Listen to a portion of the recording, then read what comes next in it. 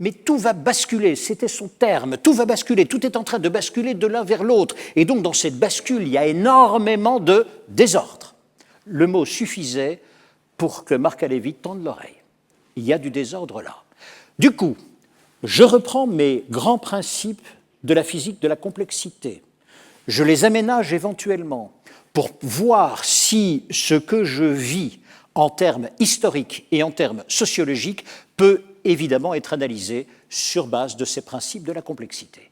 Y a-t-il un ordre là-dedans ou y a-t-il un désordre vraiment inexplicable? Voilà la question que Marx s'est posée.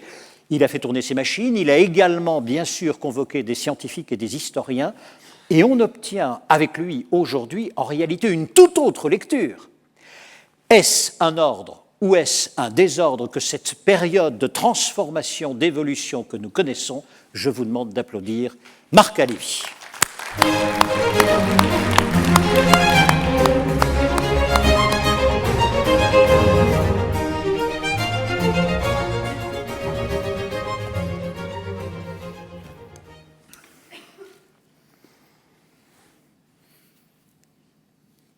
J'espère qu'on me passera mon slide. Ah, ça y est. Bonjour à tous, ravi d'être là. Ravi de pouvoir clore avec vous ce congrès. Et je ne peux que féliciter Thierry pour la brillante introduction de mon travail. C'est la première fois que je vois résumer 40 ans de travail en 5 minutes. C'est magnifique. Voilà, oui, mon métier, c'est essayer de trouver derrière ce qui est un désordre apparent, des règles, des logiques qui peuvent permettre de l'expliquer. Et justement, ça tombe bien, la question qui se pose, c'est qu'est-ce qui nous arrive là aujourd'hui? Pour le dire autrement, c'est quoi ce bordel? Est-ce que oui ou non, tout ce tumulte, toutes ces turbulences que nous recevons sur la tête tous les jours, est-ce qu'elles sont le fruit du désordre, c'est-à-dire quelque chose d'incompréhensible, une fatalité qu'il faut subir, qu'il faut encaisser? Ou est-ce qu'au contraire, derrière ce désordre apparent, il y a des logiques que l'on pourrait décrypter? C'est évidemment la deuxième hypothèse que je vais prendre, parce que franchement, sur la première, il n'y a pas grand-chose à dire. Donc, je vais faire l'hypothèse qu'effectivement, derrière ce tumulte et ces turbulences que nous vivons, il y a une logique qui s'exprime. Alors, nous allons regarder cette logique, nous allons aller à sa rencontre, et nous allons commencer par bien se rendre compte que depuis un certain temps, nous vivons des ruptures profondes. Allons-y, il y en a 5 parce que ça vient de la théorie, c'est pas bien grave, oublions ça. Je vais vous parler des grandes ruptures de notre époque. Et à partir de là, on verra bien ce qui sort. Alors, première rupture, c'est sur l'économie globale. Vous savez, on va faire simple, du bon sens paysan, moi j'adore ça, ce sont mes racines. L'économie, c'est la rencontre entre une offre et une demande. Vous signez? Connaître l'évolution de l'économie, c'est connaître l'évolution de l'offre et c'est connaître l'évolution de la demande. Vous signez? L'évolution de la demande. Oh, c'est très simple. Bon sens. Plus il y a d'humains sur Terre, plus il y a de besoins, plus il y a de besoins, plus il y a de demandes. Toujours d'accord? Et quant à l'offre, c'est tout aussi basique. Pour pouvoir offrir, il faut fabriquer. Pour fabriquer, il faut des ressources. Donc la capacité d'offre est corrélée à la capacité de ressources. On est toujours d'accord? Eh bien, regardons ce que ça donne. La demande d'abord, liée à la démographie. Voilà la démographie humaine. À l'époque de Louis XIV, nous étions 600 millions sur Terre. 1800, 1 milliard. 1900, 1,7 milliard. 2000, 6 milliards. Aujourd'hui, un peu moins de 7 milliards et demi. Et en 2050, on a revu les choses un peu à la hausse. Ce sera probablement entre 10 et 11 milliards. Moi qui ai fait de profondes études en mathématiques de haut niveau, je peux vous dire que ceci est une exponentielle vachement croissante.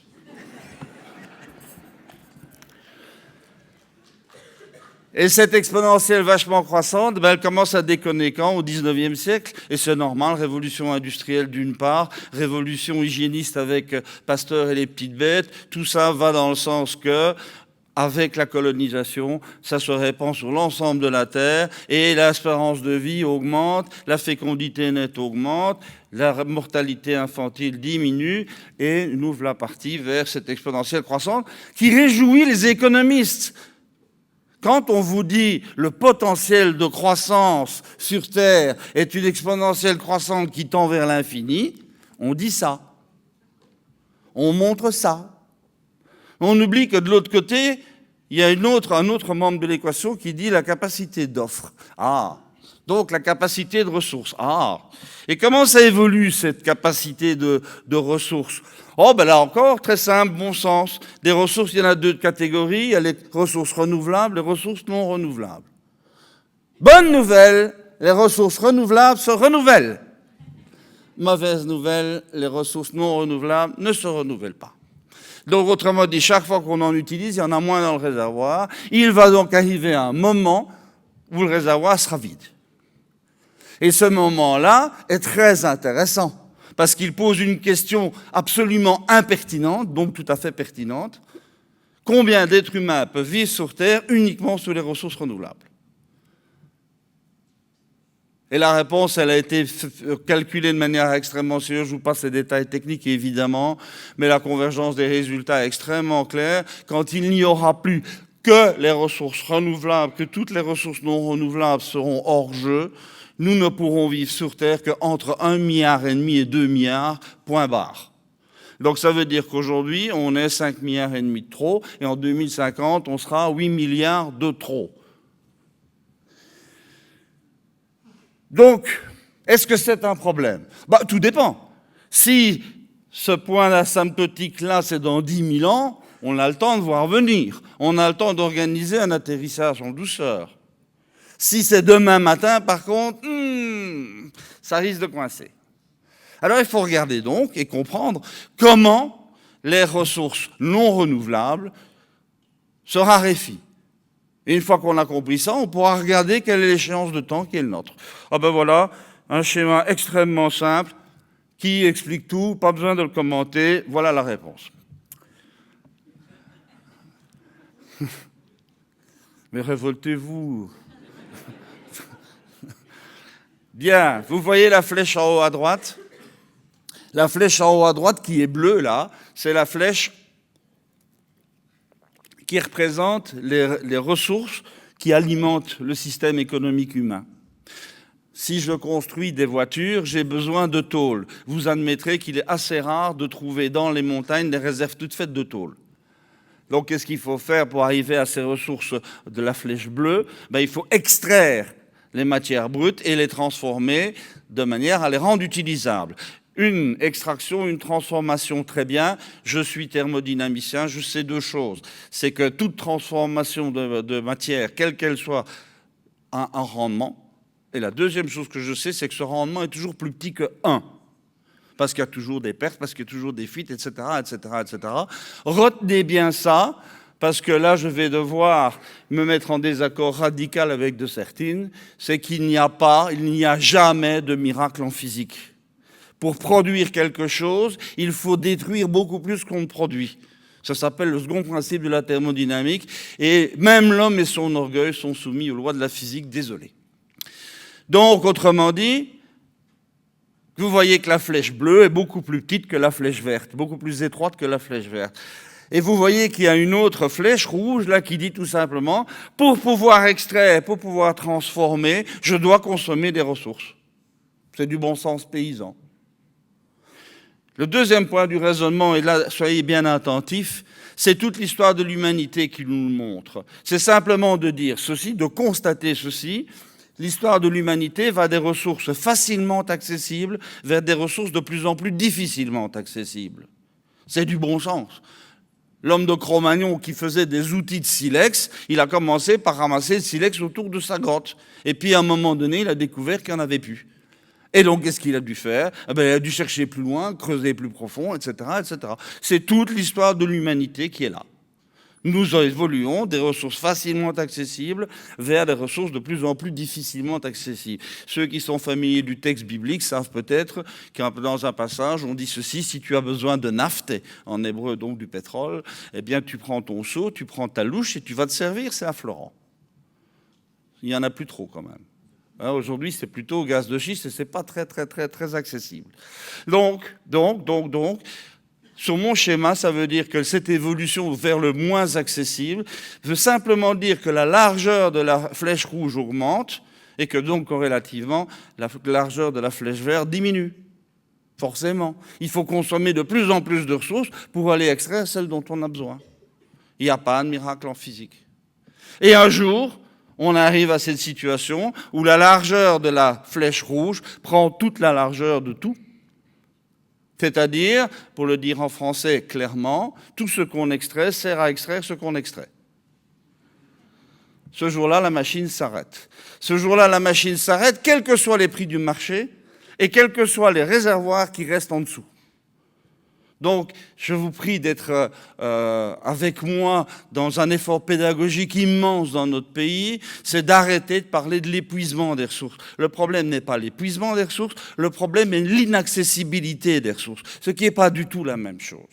Bon, très bien, on a compris le mécanisme de raréfaction des ressources non renouvelables, on sait qu'il va falloir gérer un atterrissage vers les 2 milliards un jour ou l'autre.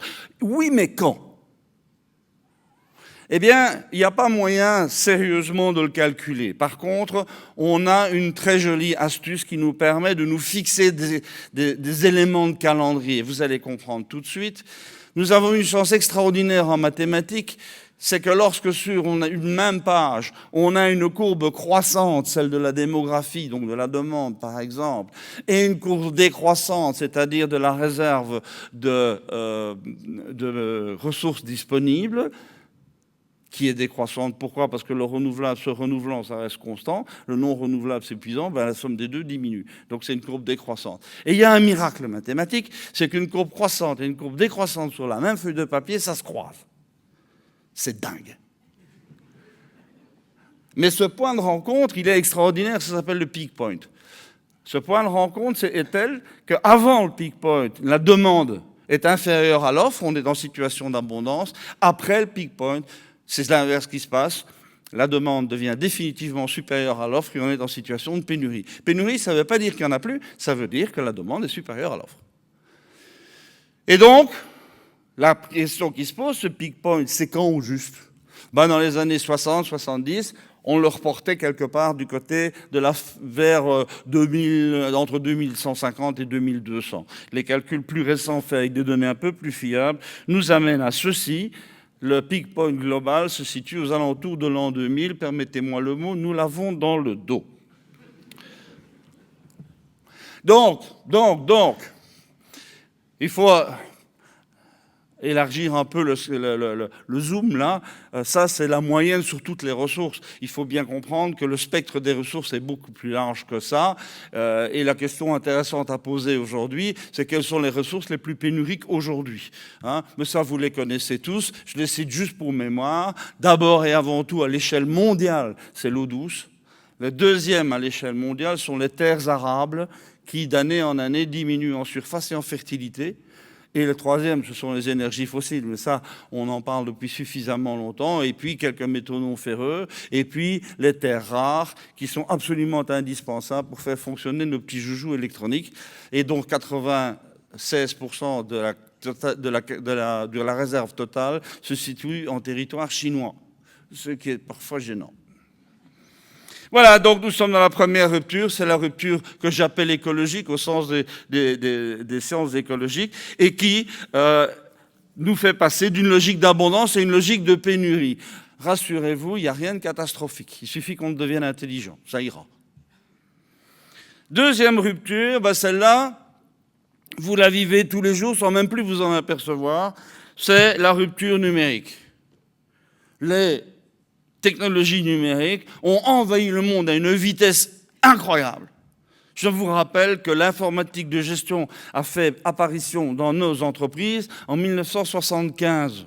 que les premiers ordinateurs personnels, c'est 1983, et que l'invention de la toile, www, a été initialisée en 1989 et a été officialisée en 1993. Où ça? Au CERN à Genève, dans le monde des physiciens, et non pas aux États-Unis, comme on a tendance à le répéter trop souvent.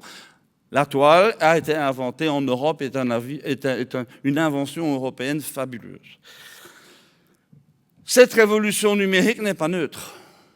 Cette révolution n'est pas neutre, comme ça a été rappelé tout à l'heure. Le fonctionnement du cerveau et la structuration du cerveau de nous tous dans cette salle qui sommes des enfants du papier est largement et radicalement différente de la configuration cérébrale de nos enfants et surtout petits-enfants qui eux auront absorber toutes leurs connaissances à partir d'un écran. C'est pas du tout la même configuration mentale, donc c'est pas du tout la même grille de lecture du monde. Et on commence à s'en apercevoir quand on est parent avec en face des générations Z. Troisième rupture, la troisième rupture, elle est liée à la complexification du monde. Alors, la complexité, il ne faut surtout pas la confondre avec la complication. Ceux dans cette salle qui me connaissent savent que c'est une croisade que je mène depuis 40 ans. La complexité et la complication, ce n'est pas la même chose. Qu'est-ce que c'est la complexité? La complexité, c'est en fait le nombre d'acteurs et surtout le nombre et l'intensité des interactions entre les acteurs. Donc, si vous préférez, l'administration française est compliquée, mais pas du tout complexe. Une entreprise normale, même de petite taille, est terriblement complexe, mais aussi très fortement compliquée par l'administration française qui, elle, est... Enfin, voilà. Cette complexification du monde fait que les choses bougent très vite tout le temps. Nous sommes sous pression constante. La toile abolit le temps et l'espace et amène de mauvaises habitudes, dont la première est l'impatience. Il faut tout de suite. Donc, autrement dit, nos entreprises sont toutes sous pression permanente et on dit à juste titre, il faut donc que nous développions nos réactivités, notre souplesse, notre agilité, notre inventivité, notre créativité, etc., etc. Bien sûr, mais nos modèles organisationnels sont-ils conformes avec cette exigence? Quels sont nos modèles organisationnels traditionnels depuis bien longtemps et répandus un peu partout? C'est la pyramide hiérarchique. Et la pyramide hiérarchique a une magnifique propriété, c'est d'être extrêmement lente et extrêmement lourde. C'est-à-dire juste le contraire de la réactivité, de la souplesse et de l'agilité.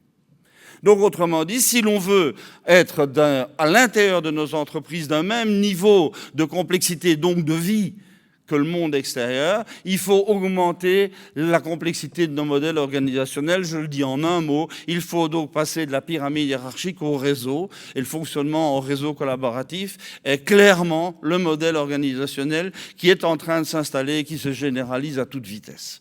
Nous sommes donc là dans la troisième rupture, passage des modèles hiérarchiques aux modèles complexes. Je vous l'illustre par deux petits dessins qui, j'espère, vous arracheront un sourire à vos visages austères. Ça, c'est la loi de la hiérarchie, la loi du plus fort. Hein. Vous voyez ça? Quand les réseaux s'en mêlent, ça donne ça. C'est pas qu'un gag. Pensez-y. La force d'un réseau est colossale dès le moment où le réseau est bien organisé. 98% des entreprises du monde sont des entreprises de moins de 500 personnes. Vous imaginez la puissance que c'est? Quatrième rupture, elle touche au modèle économique tel qu'il est aujourd'hui. Et quand j'entendais de Sertine tout à l'heure, je me suis rappelé une phrase d'Einstein que je trouve très forte et très puissante. Einstein disait ceci: on ne résout jamais un problème avec les outils qui les ont créés. Les économistes d'aujourd'hui sont toujours des gens qui fonctionnent sur des théories du 19e siècle et du début du 20e siècle. Aujourd'hui, les grands économistes européens n'ont rien trouvé de mieux que de remettre du Keynes partout. On est en train de mettre en place un plan keynésien et on sait par expérience que ça foire toujours. Mais rien n'y fait. On y va quand même, drapeau en tête. Donc voilà, on ne résout jamais un problème avec les outils qui l'ont créé.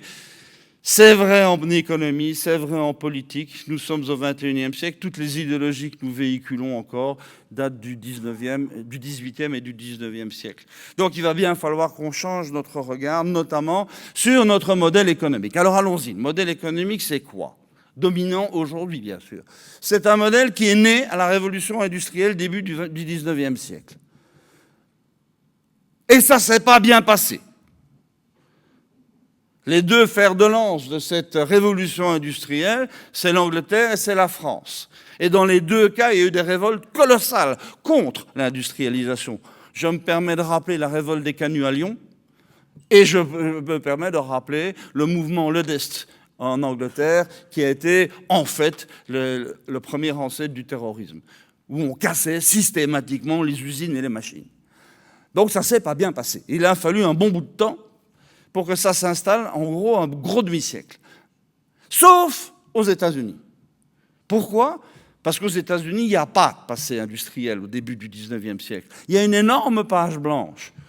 La révolution industrielle arrive, on lui fait un accueil chaleureux, et on y va. Et on y va, et on développe, et on pense, et on théorise, et on modélise, et on affine. Et c'est pour ça que tout ce modèle-là est essentiellement un modèle américain qui, progressivement, deux guerres mondiales aidantes, s'est propagé dans la totalité du monde jusqu'à aujourd'hui. Alors, c'est quoi les fondamentaux de ce modèle-là, de ce modèle industriel encore dominant aujourd'hui? Quels sont ces fondamentaux? Il y en a deux. Le premier, c'est qu'il faut être gros pour exister économiquement. Tous les classements sont des classements par taille, sont des classements quantitatifs. Quand on parle du CAC 40, ce n'est pas les entreprises, les 40 entreprises les plus intelligentes de France.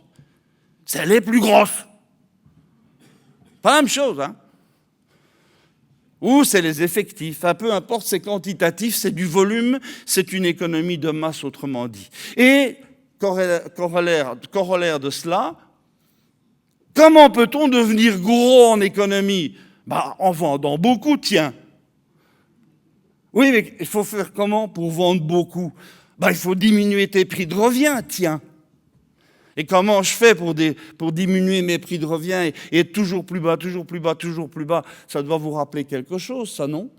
La tyrannie des prix bas, le rabotage des marges, ça vous dit quelque chose ou pas? Ah bon, je me disais aussi. Comment on fait pour diminuer les prix de revient? On commence par être intelligent.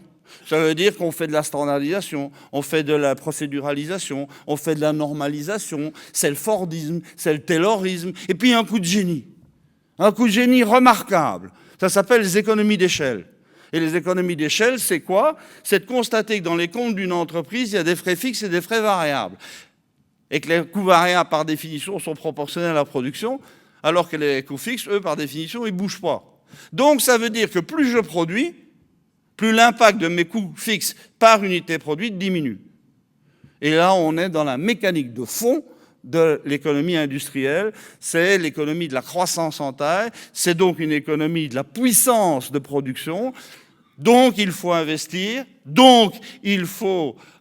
en matériel, donc il faut avoir accès à des capitaux qu'il faut rémunérer correctement. Ça s'appelle du capitalisme et je n'ai aucun problème avec ce mot-là. On est bien dans cette logique-là. Et aujourd'hui, très clairement, on est toujours dans cette logique-là. Et j'ai cru comprendre que De Sertine est en train de dire qu'il faut continuer à faire ça. Sauf qu'il y a un énorme problème. C'est que quand on veut encore continuer à baisser les prix de revient pour pouvoir vendre plus, il ne reste plus qu'une solution à la fin. C'est lésiner sur la qualité du travail fait, sur la qualité des matières premières, sur la qualité des procédés, j'en passe, et des meilleurs. Et là, on voit le bout d'une logique. Parce qu'aujourd'hui, vous êtes comme moi, consommateur. Moi, je veux bien avoir des prix bon marché, c'est bien tout ça, mais je vois que chaque fois que je paye pas cher, j'ai de la merde en échange. Et que ça commence à bien faire. Et je me souviens que je suis petit-fils de paysan et que mon grand-père avait une phrase que j'ai mis du temps à comprendre. Il disait toujours « Je ne suis pas assez riche pour me payer du bon marché ». Ah, Ça veut dire quoi? Ça veut dire que quand on achète de la non-qualité, ça implique derrière des frais de réparation, d'exploitation, de maintenance qui augmentent extrêmement vite et qui, au bout du compte, au bout de la vie de ce que l'on a acheté, a fini par coûter beaucoup plus cher que prévu et beaucoup plus cher que si on avait acheté directement quelque chose de qualité. Et on voit comme par hasard, à notre époque, 30% des ménages qui, aujourd'hui, acceptent de payer en gros 20% de plus leurs aliments pour avoir un label de soi-disant qualité qui s'appelle bio. Et on voit bien donc que dans ce processus-là, le prix bas n'est plus le seul argument d'achat, au contraire. Au contraire, c'est en train de changer. Et on demande quoi alors? On demande de la valeur d'usage. Le prix, oui, pas trop, si c'est possible, c'est bien, mais donnez-moi surtout de la valeur d'usage. Il faut que j'en ai pour mes sous. Il faut que ça fasse usage, comme on disait. Mais comment on fait pour injecter de la valeur d'usage dans un produit ou dans un service? Il faut injecter ce qu'on appelle du talent, des compétences, du savoir-faire. Bref, d'une manière générale, il faut y injecter des ressources immatérielles. On a tout misé dans l'industrie, dans l'économie industrielle, sur le développement des patrimoines matériels par investissement financier. Et aujourd'hui, on commence à se rendre compte que pour augmenter la valeur d'usage, il faut miser sur l'augmentation des patrimoines immatériels. C'est-à-dire, en fait, tous les talents humains. Et là, j'ai une très mauvaise nouvelle pour l'ancienne logique. C'est que sur les patrimoines immatériels, il n'y a pas d'effet d'échelle. Vous mettez 20 crétins dans une salle, ça ne fera jamais un prix Nobel. Vous doublez le salaire de votre ingénieur de recherche et développement, il ne va pas avoir automatiquement 2 fois plus d'idées, 2 fois meilleures. Ce n'est pas vrai.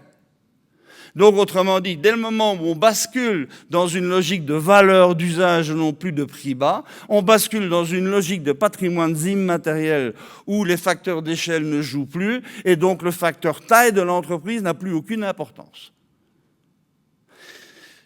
Grand changement donc, radicale rupture, c'est la rupture du passage entre l'économie de masse et de prix à une économie de l'intelligence, de l'immatériel, disons ça, et de la valeur. Et il reste une dernière rupture intéressante. Cette dernière rupture intéressante, je vais vous la présenter en vous parlant de ma maman. Moi, ma maman a perdu mon père 2 mois avant ma naissance, c'est au tout début des années 50, je vous dis pas la dèche qui était la sienne, et elle s'est battue comme une diablesse, mais en répétant des phrases. Parce que pour elle, c'était important de répéter des phrases. Et une des phrases que j'ai entendues, c'est « Marco, si tu veux réussir dans la vie, si tu veux être digne du nom d'homme, il faut travailler, il faut étudier.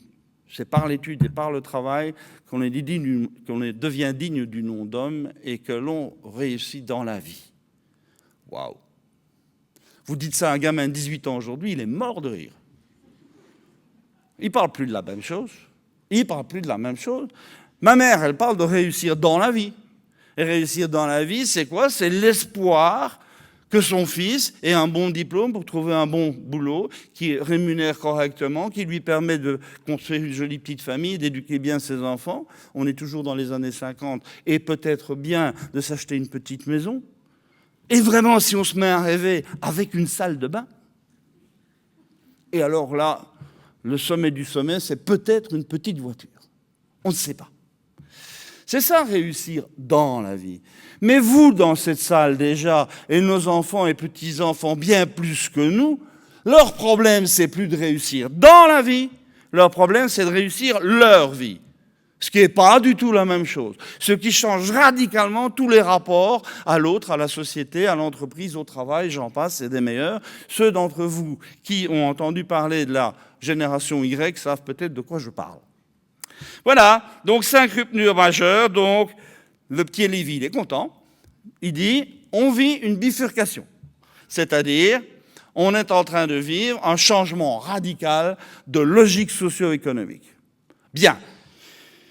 Et le petit Lévy, à ce moment-là, il se dit, oui, mais je dois dire quelque chose d'un peu intelligent sur la nouvelle logique là, qui est en train d'émerger. Comment je peux faire ça à peu près scientifiquement? Réponse, il faut aller voir les historiens. Et il faut aller leur demander si des bifurcations comme ça a déjà existé dans le passé ou non. Et on a été voir les historiens, et on a travaillé 3 ans avec une équipe d'historiens. Et je vais bien sûr pas vous narrer ça par le menu, je vais arriver directement au résultat. Le résultat est le suivant. Les historiens disent ce que vous, les physiciens, vous appelez une bifurcation. Nous, on appelle ça le chevauchement de 2 cycles paradigmatiques. Je trouve que bifurcation, c'est plus simple. Enfin bon. Et donc, il faut comprendre ce que ça veut dire. Les historiens disent, l'histoire, c'est une succession de paradigmes. Qu'est-ce que c'est qu'un paradigme? C'est un ensemble de principes fondamentaux sur lesquels se construit toute une société. Et quand on dit que la féodalité est basée sur des fondamentaux qui s'appellent le lien de suzeraineté sur la souveraineté du seigneur sur ses terres, sur le servage et sur une économie agraire de proximité, une fois qu'on a dit ça, on a à peu près défini le paradigme féodal. Et vous comprendrez bien que notre paradigme à nous aujourd'hui, c'est plus du tout celui-là. Et donc les historiens nous disent, eh bien, un paradigme, c'est quelque chose qui naît, qui croît, qui atteint sa maturité et puis qui commence à décliner parce qu'il est usé, comme vos engins, comme votre voiture, comme vous-même. Il commence à décliner parce qu'il est usé et quand il devient très très usé, il disparaît gentiment. Et comme vous le connaissez dans le monde du marketing, quand une gamme produit arrive à décliner, si on est un bon project manager, on va gérer les courbes en S, c'est-à-dire qu'on va devoir avoir lancé déjà une nouvelle gamme qui va prendre la place de la précédente. Disent les historiens, c'est exactement la même chose en histoire. Quand un paradigme commence à décliner, un autre paradigme est en train de monter en puissance pour prendre le relais. Et ces 2 paradigmes se croisent. Et ce point de croisement, c'est ce que vous, les physiciens, vous appelez bifurcation. D'accord. D'accord. Et ils rajoutent quelque chose, et ils disent, ce point de croisement, ça ne se passe pas bien. Ah mais non, c'est logique. L'ancien paradigme a sécrété des institutions de pouvoir pour le réguler, et ces institutions de pouvoir ne veulent en aucun cas entendre que cette logique-là, qui est leur fonds de commerce, pourrait peut-être un jour disparaître. Donc, bec et ongle, ils se battent pour que la logique ancienne continue le plus loin possible. Alors que la nouvelle logique, elle, est parfaitement consciente des ruptures dont on vient de parler et est en train de se construire pour y répondre. Donc d'un côté, on refuse de voir les ruptures, de l'autre côté, on construit à partir des ruptures. Vous comprenez bien qu'il y a nécessairement antagonisme entre ces 2 visions. Et c'est donc nécessairement une source de conflit et donc de turbulence. Et devant vos yeux ébahis, je viens de démontrer pourquoi nous vivons une période de crise. Parce que les crises sont les manifestations extérieures des turbulences liées au heurt frontal de 2 logiques antagoniques. Alors, ce qu'il faut que je rajoute là-dessus, mais je vais très court, parce que sinon ça va m'emmener trop loin, c'est que les historiens nous apprennent 2 choses tout à fait fascinantes. Ils nous disent que les grands cycles paradigmatiques ont une longueur constante d'environ 550 ans en moyenne, que ces cycles-là sont communs à toutes les civilisations, et ça c'est tout à fait époustouflant. En plus, les différentes civilisations évoluent par cycles successifs, mais ils sont en phase, ils sont synchrones. Donc ça se passe à peu près au même moment partout. On est bien dedans là. Donc ça donne ça. Vous avez la courbe rouge qui, ça veut dire feu rouge, on arrête. La courbe rouge qui est le déclin et la marginalisation progressive de l'ancien paradigme, et vous avez la courbe verte qui est la montée en puissance du nouveau paradigme, et à partir d'un certain moment, il commence à entrer en conflit parce que de puissance comparable, et toute cette zone de conflit, cette zone de turbulence, c'est le cercle bleuâtre que vous voyez là. Voilà, ça c'est le schéma de principe du modèle qui explique ce qu'on est en train de vivre. Et nous, on est bien dans le bleu là, il n'y a pas de souci à se faire. Alors, qu'est-ce que c'est que cette courbe verte? Qu'est-ce qu'il y a dedans? C'est pas compliqué, bon sens paysan. J'ai 5 ruptures, je dois répondre à ces ruptures. Allons-y. Il y a 5 défis à relever pour la courbe verte. Face à la pénurie de ressources, il faut se libérer de l'hyperconsommation. Encore une fois, je suis en désaccord radical avec de Sertine. relancer l'économie, vouloir une croissance du PIB matériel, c'est juste accélérer l'épuisement des ressources. C'est juste débile. C'est pas ça qu'il faut faire, évidemment. Sauf si vous êtes suicidaire massivement, mais ça m'étonnerait. Vous êtes des gens de la réalité de terrain, vous. Face à la pénurie des ressources, donc il faut se libérer définitivement de l'hyperconsommation et rentrer dans une autre logique économique, c'est la logique économique de la frugalité. Le monde ne doit pas vous faire peur. D'autres ont appelé ça la sobriété. Enfin, comme je suis né pas loin des Côtes-du-Rhône et que je vis en Bourgogne, la sobriété, je préfère frugalité. Frugalité, ça veut dire quoi? Ça veut dire moins mais mieux. C'est simple. Moins mais mieux. Moins, c'est quantitativement moins. Mieux, c'est qualitativement mieux. Moins, ça veut dire faire des économies. Vous n'êtes pas d'accord de faire des économies? Et mieux, ça veut dire avoir de la meilleure qualité en tout. Vous n'êtes pas d'accord d'avoir de la qualité en tout? Pourquoi vous ne le faites pas alors? Réfléchissez à ce moins mais mieux. C'est un outil de progrès pour les entreprises qui est colossal. Je vous donne juste 2 exemples. Travailler moins mais mieux, ça vous dit? Ça veut dire quoi? Arrêter de gaspiller son énergie, son temps et son stress à faire des choses qui servent à rien et qui sont non producteurs de valeur. Et travailler mieux, ça veut dire chaque fois qu'on fait quelque chose, on le fait avec plus de qualité, avec plus de virtuosité. C'est un mot sur lequel je reviendrai tout à l'heure. Autre exemple, nous sommes à l'ère des courriels, nous sommes à l'ère des téléphones portables, des ordiphones, comme il faut dire selon le vocabulaire de l'Académie française. Est-ce que vous n'avez pas envie de communiquer moins mais mieux? Ça ne vous dit pas d'avoir un monde où il n'y a pas 400 mails par jour avec 4 utiles, et d'avoir plutôt un monde où il y a les 4 mails utiles et rien d'autre? Je pense que là, on est au cœur d'un grand débat. C'est le débat qui dit que la technologie dépasse largement nos capacités et que le XXe siècle ayant été le siècle des technologies, nous devons rentrer au XXIe siècle en construisant le siècle des méthodologies. On a les outils, mais on n'a pas les bons modes d'emploi. Donc, moins mais mieux, vous pouvez mettre ça à peu près partout. C'est une belle manière d'optimiser le fonctionnement de l'entreprise. Je donne un dernier exemple. Se réunir moins mais mieux, ça vous dit? Voilà. Réfléchissez à ça. C'est un super outil d'évolution. Deuxième défi. Là, il y a quelque chose qui est une mauvaise nouvelle liée au numérique. C'est que le numérique est accompagné par une déculturation radicale. Le taux d'illettrisme et le taux d'innumérisme dans nos pays développés a augmenté de manière infernale. Juste pour vous donner un chiffre français, et c'est une enquête qui a été faite par l'OCDE en 2014, donc l'an dernier, en France, il y a 21% d'illettrés dans la population adulte entre 16 et 65 ans. 21%. Et il y a 28% de gens qui sont incapables de faire les 3 opérations de base, donc j'élimine la division, parce que ça c'est un peu compliqué quand même, les 3 opérations de base avec des nombres de 2 chiffres. Alors que l'instruction est obligatoire jusqu'à 18 ans, alors que nous sommes entrés dans l'ère de la connaissance, où toutes les connaissances sont immédiatement accessibles en 3 clics. En plus de cela, le numérique a apporté le triomphe de l'audiovisuel, c'est-à-dire le triomphe du cerveau passif. Quand on lit un roman, notre cerveau doit interpréter les lettres et les phrases et doit s'imaginer tout ce qui n'est pas dit dans le texte. Et c'est tellement vrai que quand vous avez lu un beau roman et que quelques années plus tard, quelqu'un fait le film sur ce roman, vous sortez du film en étant toujours déçu. Parce que votre imagination a bien mieux fait le travail que le cinéaste. Mais une fois qu'on est uniquement dans l'audiovisuel, c'est-à-dire une fois que l'on reçoit les messages tout faits, il n'y a plus rien à interpréter. Il suffit simplement d'absorber, eh bien le cerveau ne fonctionne plus.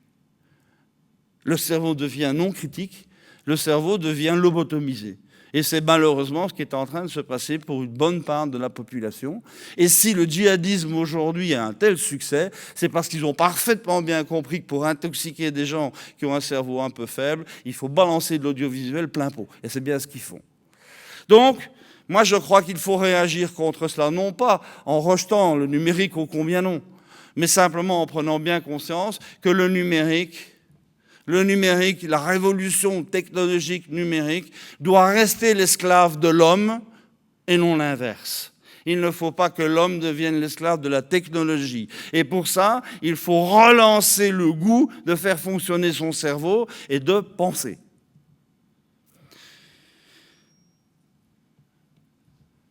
Troisième défi, je dis bien, la complexité du monde fait que les grandes structures pyramidales deviennent inopérantes, deviennent inefficaces. Et on a compris pourquoi.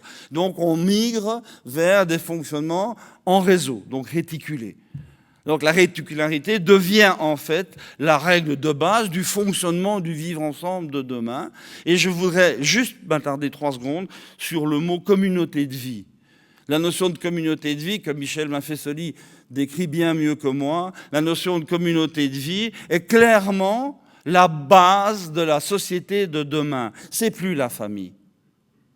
La famille était la brique élémentaire de la société d'hier. Mais cette famille n'existe quasiment plus. 70% des mariages contractés en ville aujourd'hui finissent en divorce dans les 5 ans. Qu'aujourd'hui, on parle de famille recomposée. Moi, je veux bien, appelons ça tout simplement une communauté de vie où un certain nombre d'adultes et un certain nombre d'enfants entretiennent entre eux des relations qui sont parfois génétiques et qui sont souvent, heureusement, affectives. Mais c'est une communauté de vie. Et vos entreprises, ce ne sont pas des machines à sous. Ne sont plus des machines à sous. Ce sont des communautés de vie. Où on vient, chacun d'entre nous, apporter autre chose que l'appétence d'un chèque de fin de mois.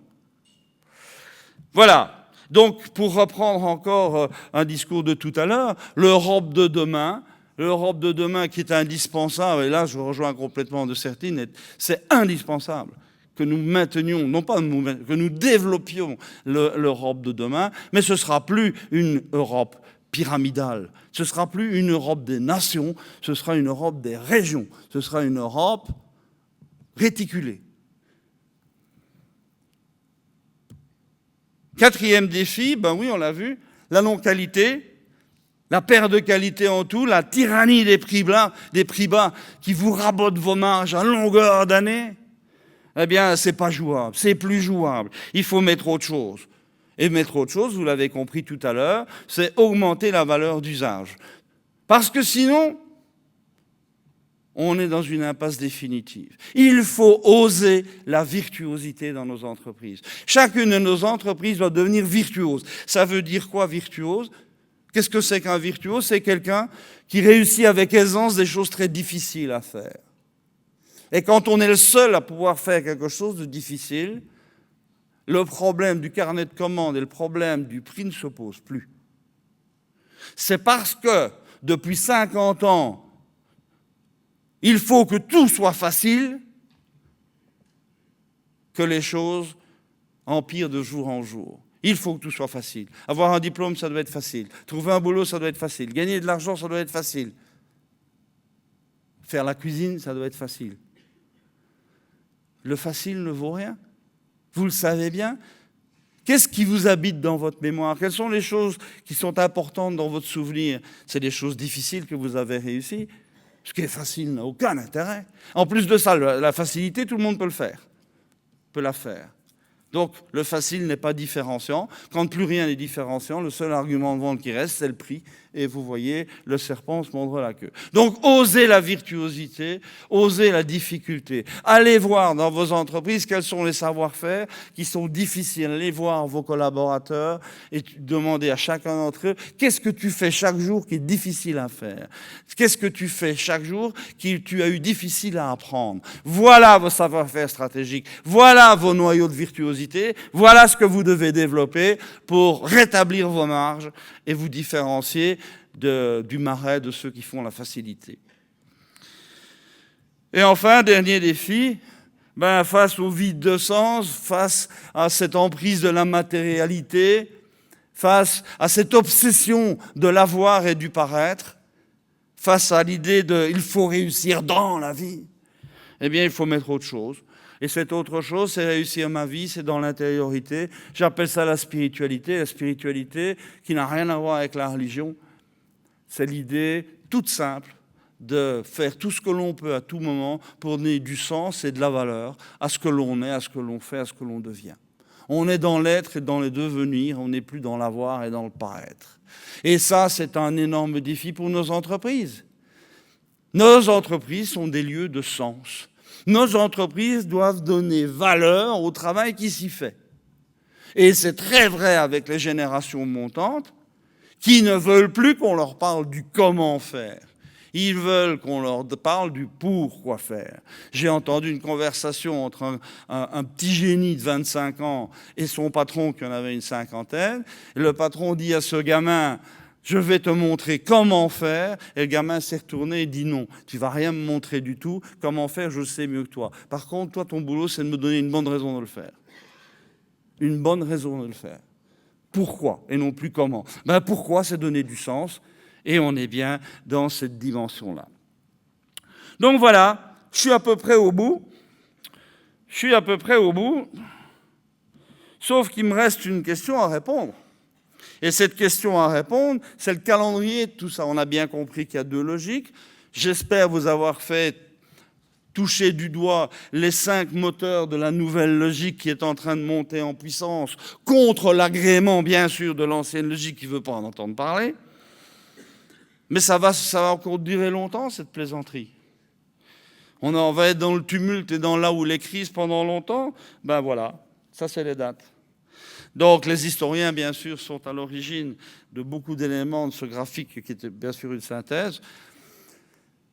Le début du déclin de la courbe rouge, c'est la guerre 14-18. Ça, ils sont à peu près tous d'accord là-dessus.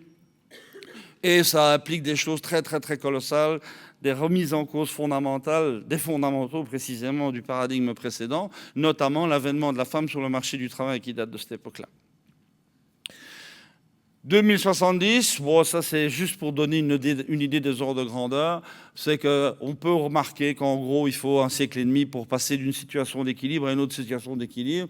Un siècle et demi c'est 150 ans, guerre 14 puissance à 150 ans, ça nous amène grosso modo à 2070. Ce chiffre ne veut pas dire grand-chose, sauf à indiquer l'ordre de grandeur du processus dont on parle.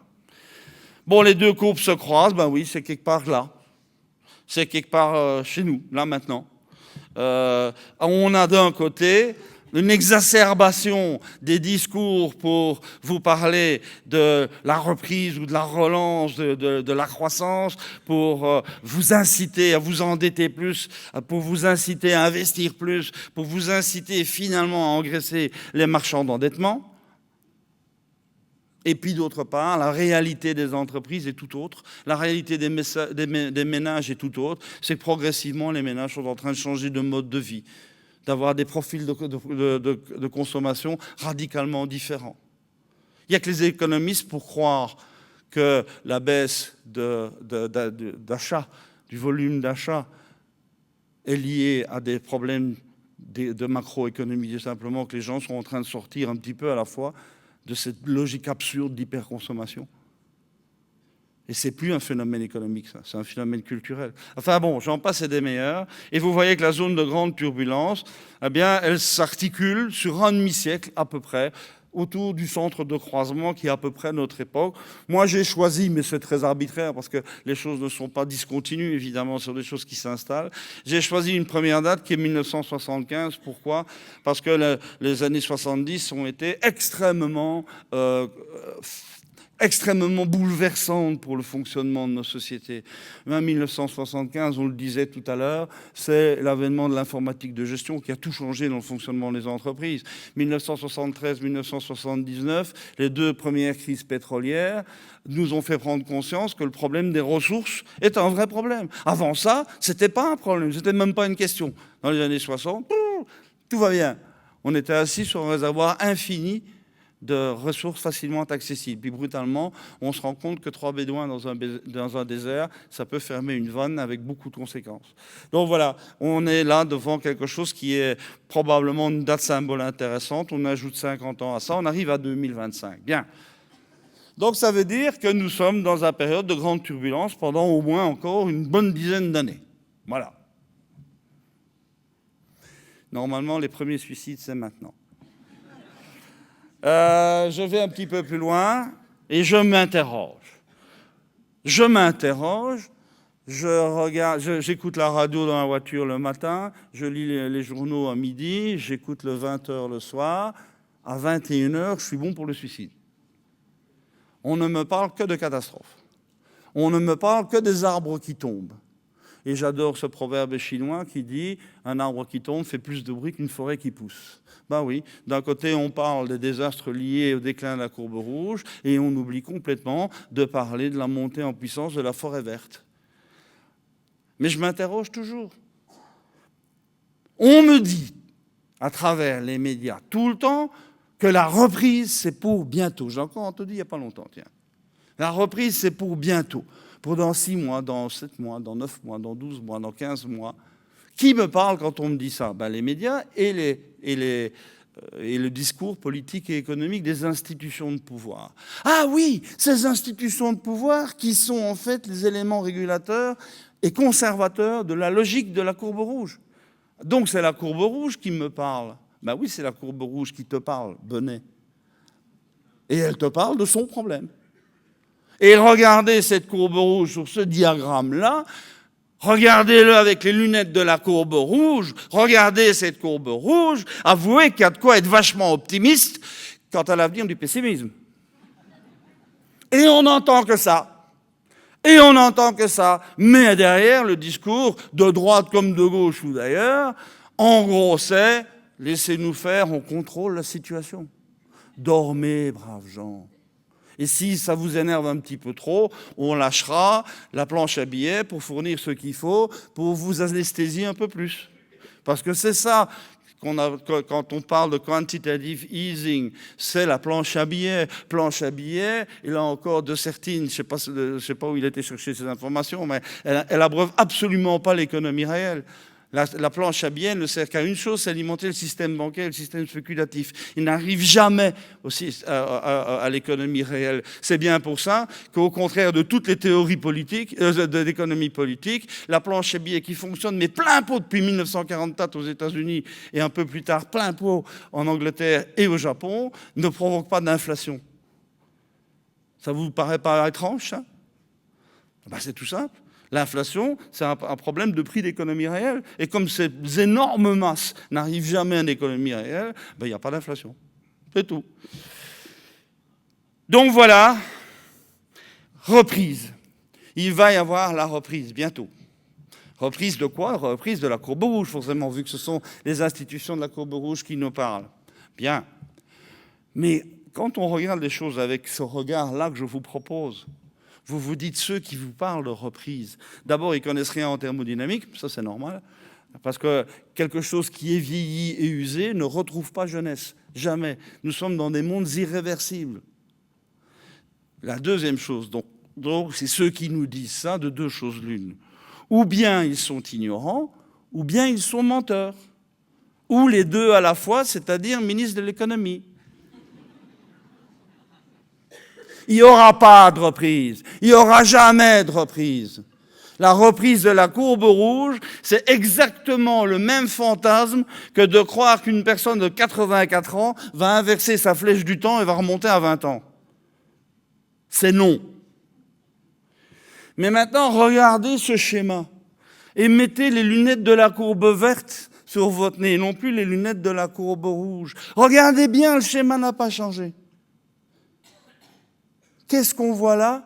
Ça arrive une fois tous les 550 ans et ça tombe sur nous. Et pas belle la vie!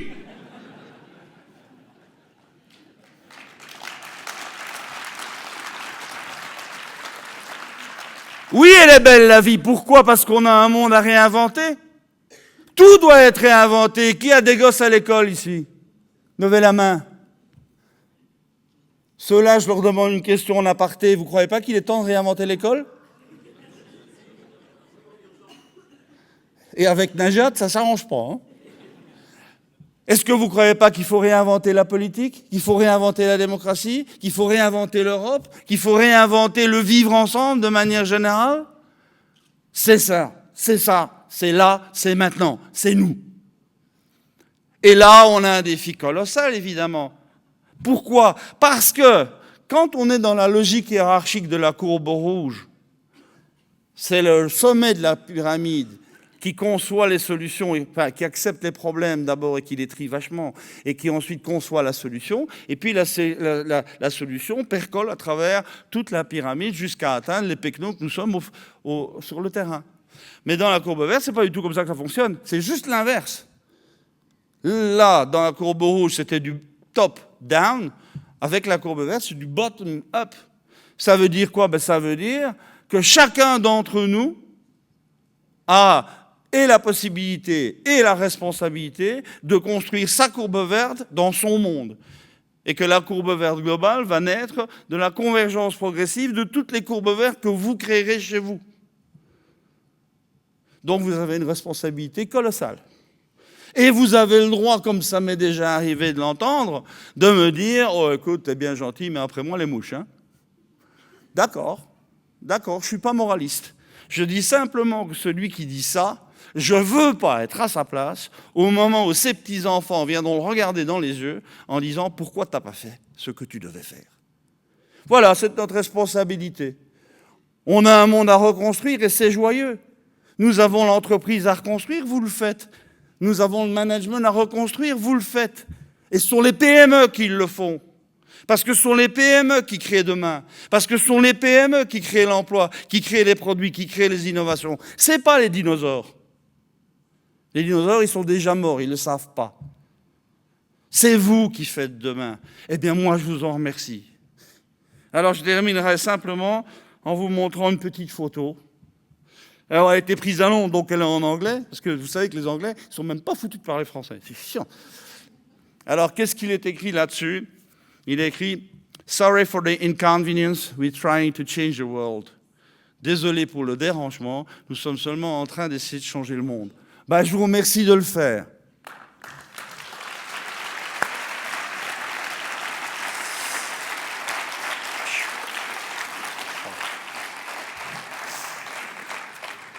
Bon, je sais que c'est un peu tard, mais quand on a Marc, on peut prendre 5 minutes pour des questions. Si vous en avez, vraiment, c'est maintenant. Moi, je passerai un week-end chez lui, donc franchement, je ne vais même pas lui en poser. Pas de questions? Si? Oui, madame, là-bas, voilà. Madame, une question là-bas. Parce qu'après, franchement, formidable congrès, allons-y. Bonjour monsieur, Sophie Garin, Société GEM. Je voulais vous demander, qu'est-ce que vous pensez du phénomène? Vous nous dites que les gens sont de plus en plus recentrés sur eux, sur un individualisme. Et quand on voit le projet de Facebook de créer un village commun, où tout le monde va vivre ensemble, est-ce qu'on retombe sur une prise en charge, une féodalité, un individualisme, une dématérialisation? Quel phénomène sociétal ça peut provoquer, à votre avis? Vous parlez de Facebook ou vous parlez de l'évolution du mode de vivre ensemble? Non, le projet de village qu'ils ont éventuellement en disant on va tous vivre en communauté, on va gérer. La ville qu'ils vont construire pour leurs employés. Exactement. D'accord, oui. Bon, ça participe de la mythologie américaine. Je suis américain, mais je suis guéri, je vous promets. Ça participe de la mythologie américaine. L'Amérique a toujours besoin de grands mythes. Et donc, ça a été les mauvais Indiens, puis ça a été les mauvais, comment dirais-je, les mauvais communistes, et puis ça a été les mauvais islamistes, et puis là maintenant, il faut bien réinventer autre chose.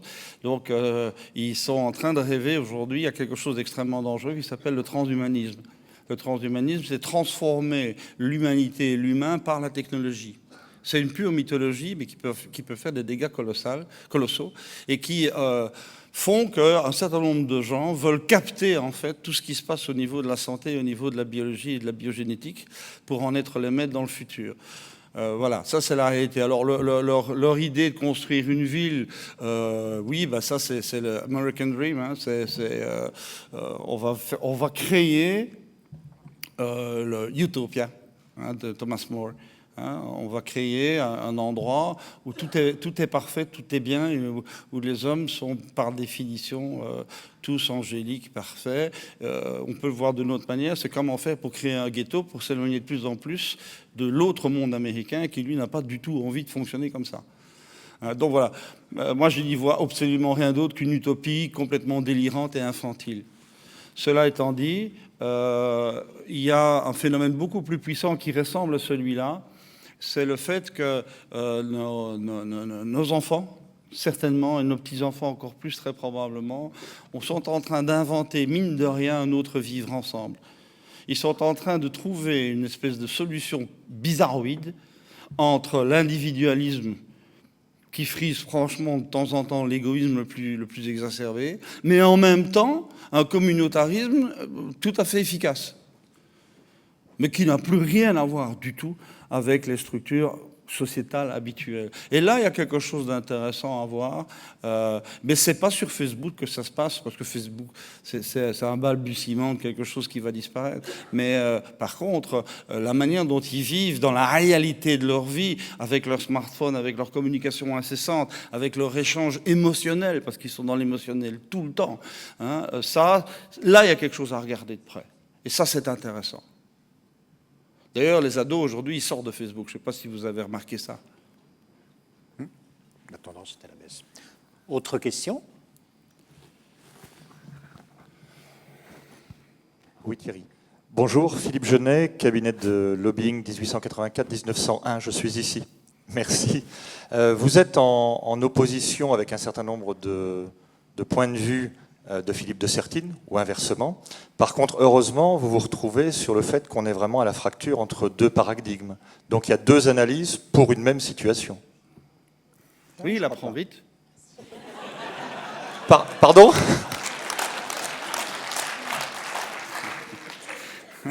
Non, mais, vous savez, c'est très curieux. Je prends Thierry à témoin et ceux dans cette salle qui me connaissent. J'ai pas un gramme d'ego. Je suis pas du tout immodeste. Moi, j'aime bien dire les choses comme elles sont. Ce que je vous ai raconté là aujourd'hui, c'est une aventure intellectuelle qui a abouti à un modèle. Cette aventure a commencé en 1982 et a abouti à quelque chose qui tenait à peu près la route en 1993. 1993, je pense que ça doit faire il y a 22 ans. Donc moi, ça fait 22 ans que je chante cette chanson-là. Hein, comme par hasard, maintenant, il y a de plus en plus de gens qui disent j'ai tout compris. Et on est à la bifurcation du monde. Oui, je veux bien, forcément. Hein, quand la catastrophe est inévitable, tout le monde se dit qu'elle va arriver. Ça, ouais. Donc, moi, je suis là pour vous dire quoi? Que je ne veux pas avoir le monopole de ce regard. Je dis simplement, et ça me réjouit beaucoup, qu'aujourd'hui, ceux qui naguère se moquaient de moi et de mes confrères et de mes amis, aujourd'hui, ils disent la même chose que nous. Donc, c'est quand même sympathique. Ça va dans le bon sens. Et ça me réjouit beaucoup. Alors là, derrière ça, il peut y avoir des divergences monstrueuses sur certaines modalités. Hein, et je pense que, de nouveau, ne croyez pas du tout que j'ai une inimitié quelconque pour de certaines ou d'autres. Hein. Je dis simplement que quand quelqu'un a fait son parcours dans la finance publique et se mêle de faire de la prévision économique et de la comment dirais-je, de la prospective technologique, il y a quand même un gap. Hein. Je crois qu'il ne faut pas confondre les métiers.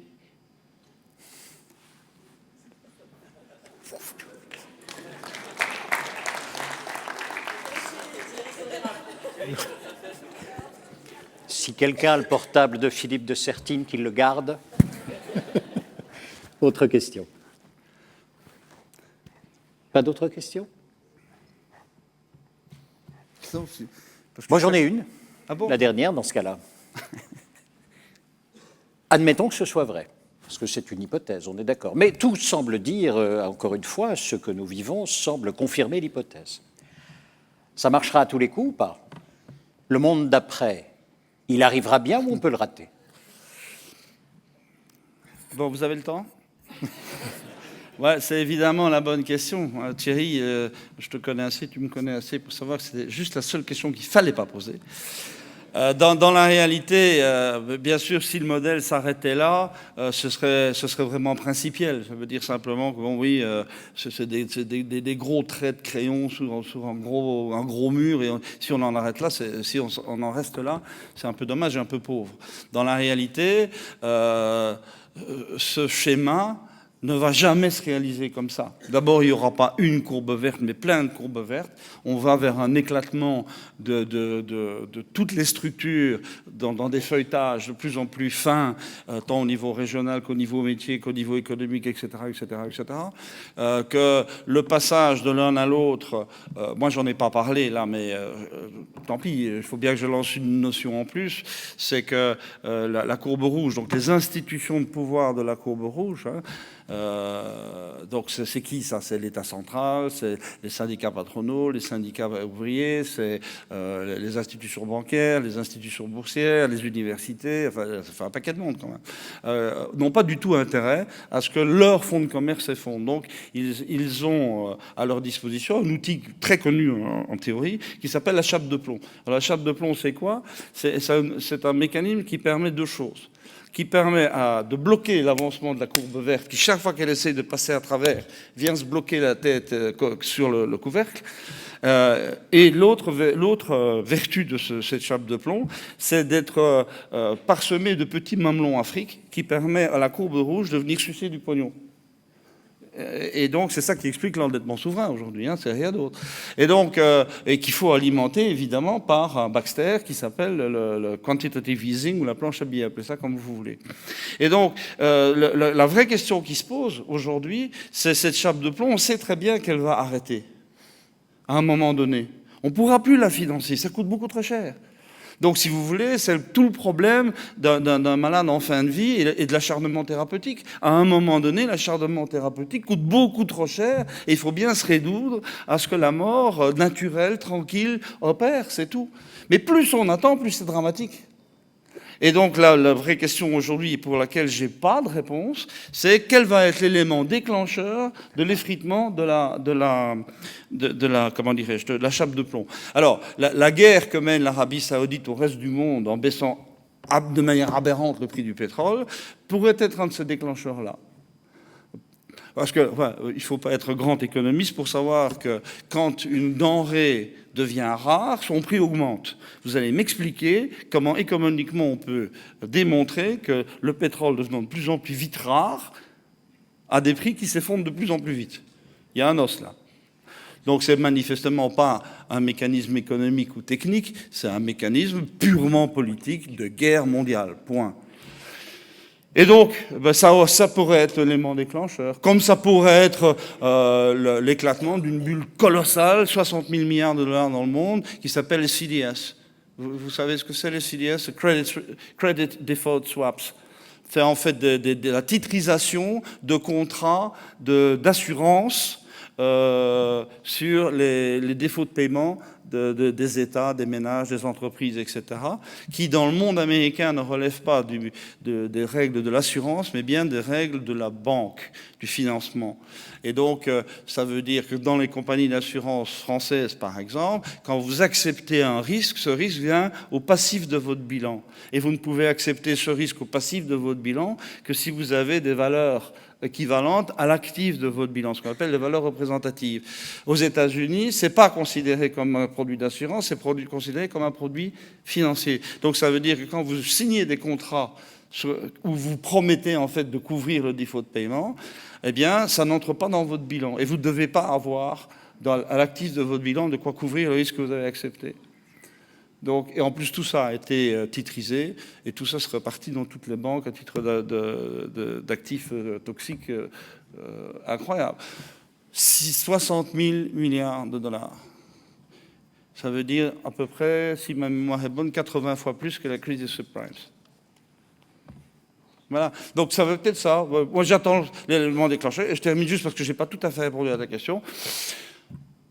Il y a différents scénarios possibles et je ne vais pas vous le cacher, il y a un scénario qui est extrême, donc il ne se passera pas, mais qui est la disparition totale de l'humanité de la surface de la Terre en 70 ans. Voilà. Mais ça ne se passera pas. Marc Halévy, merci beaucoup, Marc.